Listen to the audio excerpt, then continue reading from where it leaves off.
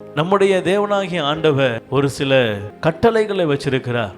நான் தான் உனக்கு தேசத்தை கொடுக்கிறேன், நான் தான் உனக்கு இப்ப இருக்கிற குடும்பத்தை கொடுத்திருக்கிறேன், நான் தான் இப்ப இருக்கிற உன்னுடைய பிள்ளைகளை கொடுத்திருக்கிறேன், உன் வேலையை கொடுத்திருக்கிறேன், நல்ல வாகனத்தை கொடுத்திருக்கிறேன், போக்கில் வரத்துல பாதுகாப்பு கொடுத்திருக்கிறேன், உனக்கு குடியிருக்கிற எல்லையை சமாதானமாக்கி கொடுத்திருக்கிறேன், எல்லாம் நான் கொடுத்திருக்கிறேன். எதற்காக என்றால் இந்த இடத்துல நீ எப்படி வாழ வேண்டுமா, நீடித்து வாழ வேண்டும். இது தேவனுடைய விருப்பம். அதற்கு அவர் கொடுக்கிற கட்டளை என்ன தெரியுமா? உன் தகப்பனையும் உன் தாயையும் கனம் பண்ணுவாயாக. நீ ஆண்டவருக்கு பயந்து நடக்கும் பொழுது, கர்த்தர் கொடுக்கிற வார்த்தைக்கு கீழ்ப்படியும் பொழுது, தகப்பனையும் தாயும் கனம் பண்ணும் பொழுது, ஆண்டவர் சொல்றாரு, நான் உன்னை நீடித்து வாழ பண்ணுகிறவராய் இருக்கிறேன். நம்ம அநேக நேரங்களில் என் வாழ்க்கையில சுகவீனம், பலவீனம், அநேக காரியங்கள் வருகிறது. நீ யோசிக்கிறீங்களா? கொஞ்சம் இப்படி யோசித்து பாருங்களேன். ஒருவேளை என் தகப்பனையும் தாயையும் நான் கனம் பண்ண மறந்துட்டேனா? அவர்களை ஒருவேளை அசட்டை பண்ணி இருக்கிறேனா? ஒருவேளை அவங்க மனது நோகும்படி செய்திருக்கிறேனா? அவளுடைய இருதயத்துக்கு விரோதமாய் நான் ஏதாவது வேண்டுமென்றே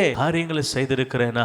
யோசித்து பாருங்க. அதன் நிமித்தமாக கூட ஒருவேளை உங்களுடைய வாழ்நாட்கள் நீடித்தில்லாமல் இருக்கலாம். ஒருவேளை நீங்க கஷ்டத்தின் மத்தியில, ஒருவேளை ஏதோ ஒரு வியாதியின் மத்தியில கூட நீங்க கடந்து சென்று இருக்கலாம். யோசித்து பாருங்க.